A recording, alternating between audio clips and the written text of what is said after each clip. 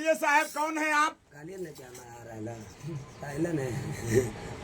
बोलिए बोलिए, कौन है आप? मुख से बोलिएगा, एक से एक गाना देंगे, एक से एक बजाना देंगे, और जो कहिएगा सब मानने के लिए तैयार है, जो खोजिएगा सब देने के लिए तैयार है। गुरुजी रोड़ा पे जाओ।